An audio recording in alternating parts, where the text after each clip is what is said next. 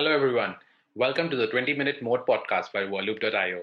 Here we talk with senior thought leaders and practitioners in the space of customer support to understand how customer support is evolving and how is tech enabling them to build delightful support experiences. Joining us today is Sreejit Nair, who is the Associate Director of CX and Products and also Head Customer Supports at Licious. Sreejit is here to talk about his insights on how the customer support space is evolving and his thoughts on what the future of customer support is going to be like. Welcome to the podcast, Sreejit. Thank you so much, Siddharth. Thank you for inviting me and having me. Why don't you start off by telling a bit about yourself and your role to our listeners? Great, cool. So, as you know, I work at Licious. I lead the CX charter from a product and design point of view, and strongly engage with the operations team to ensure that we give a stellar end-to-end experience for a Licious customer.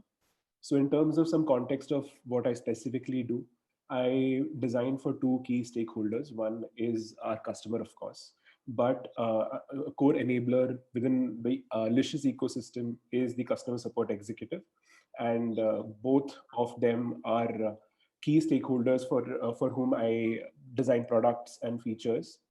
So broadly, a two-point strategy here, Siddharth. For the customer side, my focus is on how do I ensure that he does not have or she does not have the need to contact customer support at any point in his whole journey. And for the executive, it's about how is he enabled to deliver a great support experience. So uh, on the customer side, it's order to contact ratio as a metric that we chase as an organization. And on the second side, it's customer satisfaction. So happy agent, or we call an agent a rookie in Licious. A happy rookie is a happy customer. Yeah. Wow. Happy rookie is a happy customer. I'll remember that. That is brilliant, right? You talked about these metrics that you are evaluating at Licious, right? How do you think? I mean, Licious. I mean, because I believe Licious was a game changer in the industry. Right? It's a completely new category and completely new player. How has it evolved over the last year or so? So I'd say since the pandemic has hit, definitely it has questioned every fundamental of the business. We've multiplied roughly 3x in scale in terms of order volumes and every other core input metric. Now, what that has meant is that we've had to make that hard transition from a startup to a company.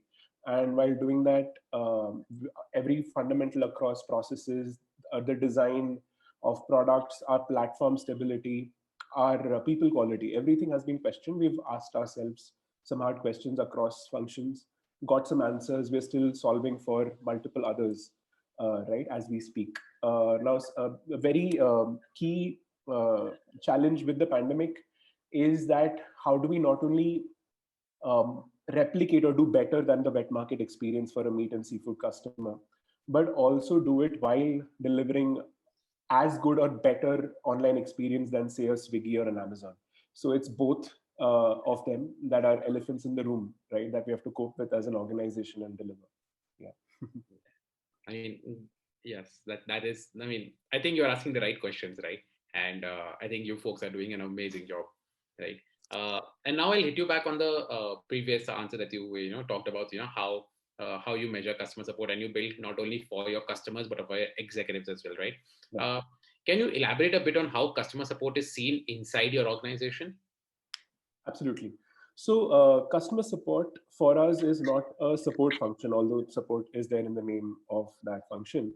For us, it's a core internal function that drives not only customer satisfaction, but slightly later in the value chain is, of course, NPS, which automatically translates into better repeat and lower cost of acquisition. So, it's very important that we have a very good, high quality customer support team that's on our payroll, and we call them the customer happiness cell. So we hope and we design for a great, happy experience at support.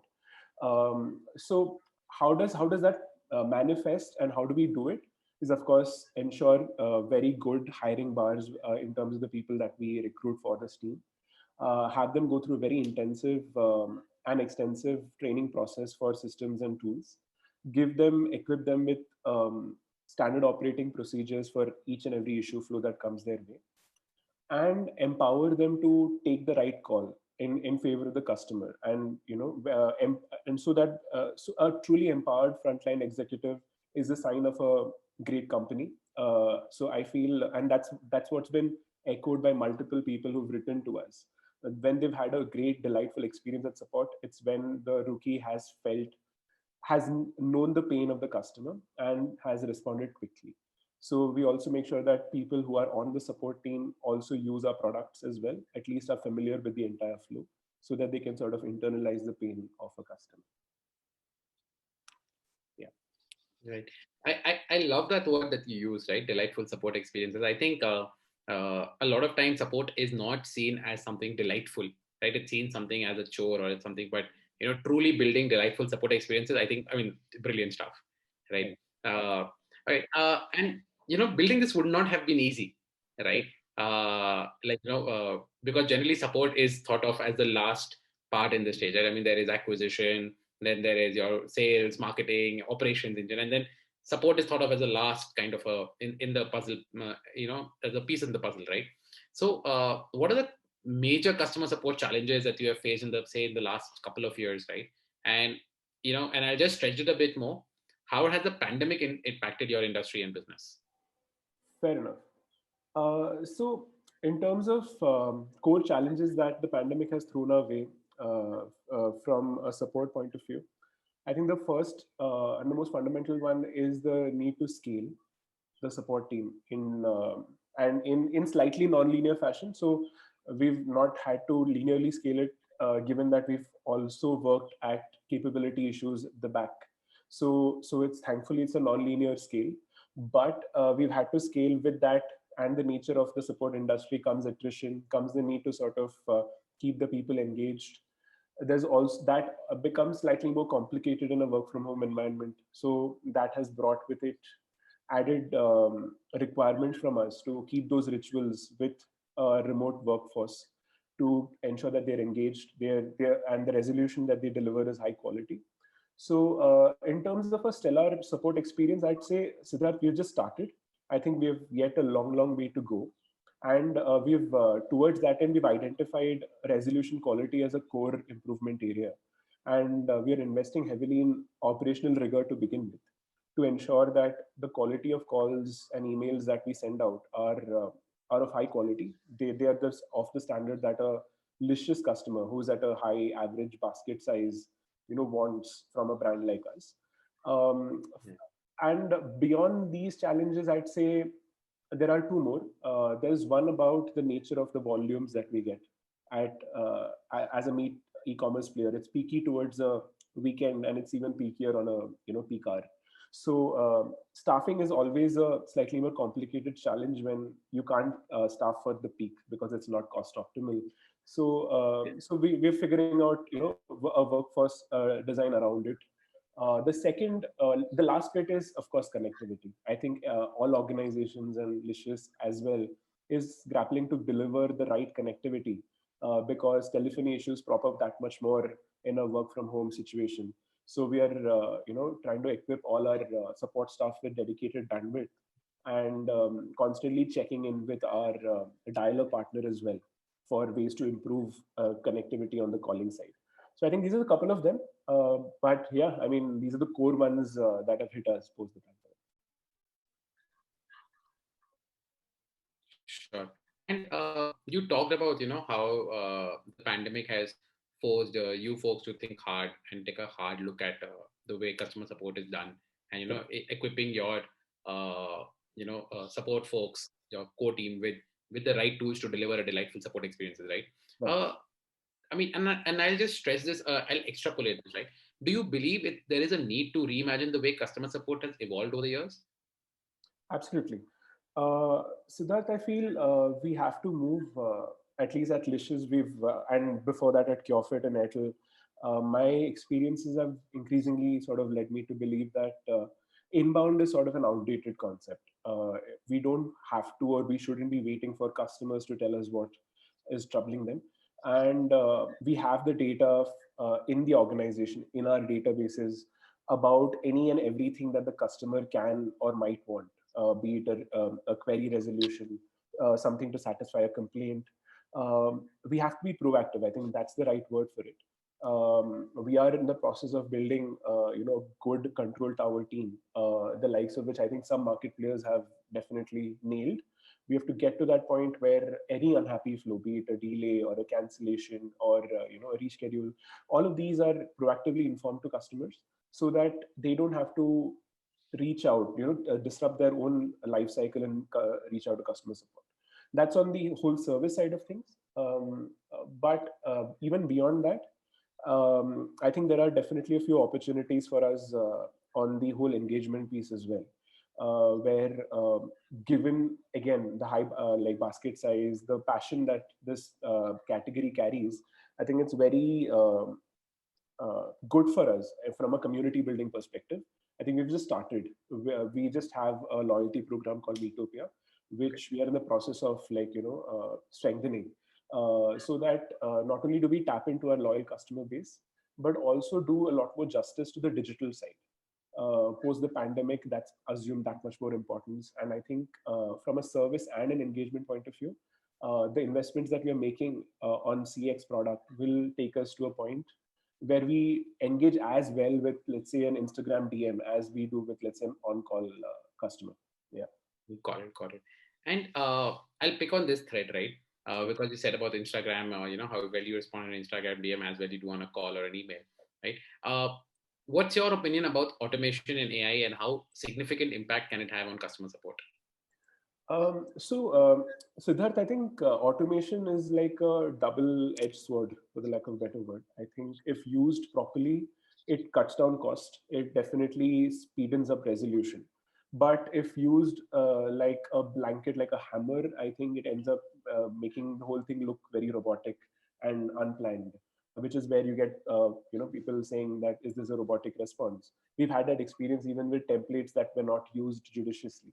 So we make sure that we deploy automation, or the roadmap wherever we haven't yet tapped into it, is to deploy automation primarily for queries and requests, as that's again been my experience in terms of queries and requests are low hanging fruits. They roughly do comprise 70% of our inflow, and we want to deliver that without human intervention.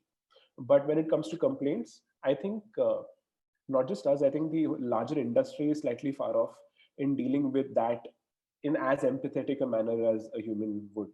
So, and I think there are there's some investment for us to be made from a machine learning standpoint, from a customer profiling standpoint, to understand how to handle complaints better. Profile the customer, profile the issue, and profile his previous interactions with support. And all of these then sort of boil down into the right resolution for a complaint, because it's never objective like a query or a request. So yeah. Perfect. Yeah, and picking on that empathetic thread, right? Because I agree with your sentiment, right? I mean, empathetic. Wherever there is empathy needed, right? AI is still not there, right? When you talk about, and you want an agent or somebody to help the customer through and ensure that they have a delightful support experiences. And in your experience, right? I think what you were also, saying was that when it's a query or a request, right? It is okay for say an AI chatbot or a voice bot to actually resolve it, but whenever it is a higher order skill needed, like empathy or a larger thought process needed, I think an agent is definitely necessary. Yes, that's the current point of view, I'd say, Siddharth. I think as tech evolves, I think we'll definitely get to a point where even this constraint is lost, and then we'd probably be able to place empathy and every possible quality of a human within a bot. I'm sure there are companies that do it in some part of India and the world, but I've yet to come across a brand that's completely done this. We have to get there for sure. I think it's definitely possible. Yeah. Definitely. I think, since I'm on the other side, I know it's possible. I know it's going to be possible, and I'm looking forward to that day, right? I mean, where we can deliver empathetic support at scale. Absolutely. Agreed. Yeah. So moving on, right? And we talked about how the customer industry space is going to evolve. And you were gracious enough to mention about the Meatopia community you were building across, right? how do you feel, the sense of community with your customers? Uh, how does an organization, build that sense of community? Like, okay, I mean, you give it a name, you give the property a name, right? But Right. how do you build that sense of community within your customers? Um, right. So I think there's a threefold sort of strategy that we follow, and it's been executed to varying levels. The first and foremost, we've always felt that a very good word of mouth is always the best way to engage with your community. A brand automatically say becomes the flavor of a Friday night conversation without having to do anything. If it does, it delivers a great experience to a customer. So I mean, I've seen that with CureFit. We're getting there with Licious as well, where people think about you when they're talking about happy times with their friends, right? So strong word of mouth is definitely number one on that list. And for that, of course, we have to do a lot of hard work across the organization to deliver. The second one is what I'd call a 5-on-4 experience. Or I think Airbnb's Brian Chesky called it a 12 on 10 when it came to delivering beyond what the customer wants. I think we've begun doing that by empowering a support team to deliver the right resolution fast, even if it does come at the cost of time. Probably we lose out on a few checks, but if it we have to prioritize the right experience quickly for a customer if he's at the receiving end of an offer unhappy flow. The third one is ensuring that the customer he feels listened to. So for us, how that shows up is, of course, not just handling inbound conversations well, but there are, I think, two streams that we want to look at. One is how does that feedback? We get a lot of rich feedback from customers across ratings, product ratings, delivery ratings, NPS. How does that all flow back into, say, the whole shopping flow, for instance? How does that inform a better purchase decision for the larger meat purchasing community? The second stream, I'd say, is on flowing root causes and preventive actions back to the customer.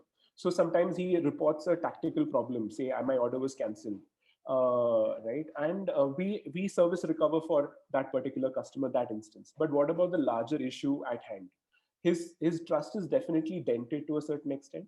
So how do we circle back with people who've had unhappy experiences, whose trust has been broken, and say, hey, we've fixed it at the root, and now you can like transact unhesitatingly from us. I've had a lot of that feedback coming in from customers, especially those who want to build a lifelong relationship with us. They say, please tell me once you've fixed this. And that's my commitment to a lot of like our transacting base, that that we are trying to create a mechanism to do this at scale, where we talk to these people and we inform them, you know these were the kinks that caused it, and this is what we've done to structurally fix it. I think these are the couple of streams there. Sure. And I'll pick on your last sentence that you talked about, right? Unhappy customer to a delighted customer, Right. right? What do you think are the best practices when it comes to building that kind of a framework or building that delightful support experiences? Going back to your word, right? Your thoughts on what used to work before, because you've seen this industry and you've been very at the front lines of it.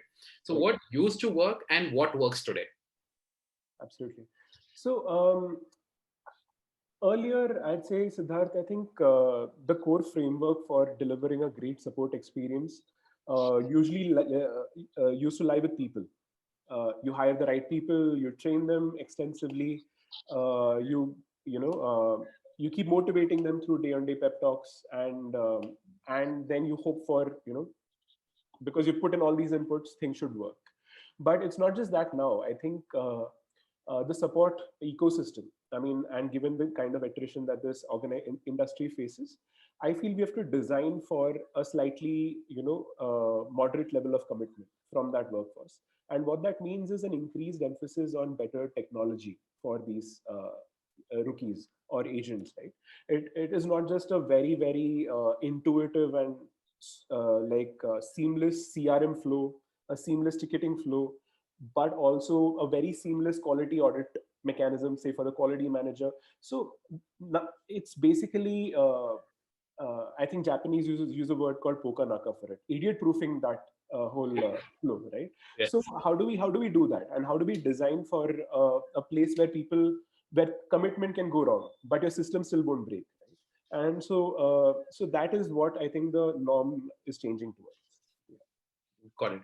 And at the start of our discussion today, you mentioned about order to support ratio that you track, as well as the NPS that you track, right, from the customer. Are there any other metrics you track for customer support on a regular basis? Right. So Siddharth, I think CSAT, which is what I mentioned as a North Star for a support organization, uh, is still a lag metric for us. There are a couple of lead metrics. There are four of them to be precise. One is handling time, the amount of time that is spent on the call, or yeah, so it doesn't exist for the email. First contact resolution, meaning does the customer have to come back after he's reached out to support? um, First response stat means how long did we take to come back to the customer with a human response, and resolution tat means how long did we take to close the issue.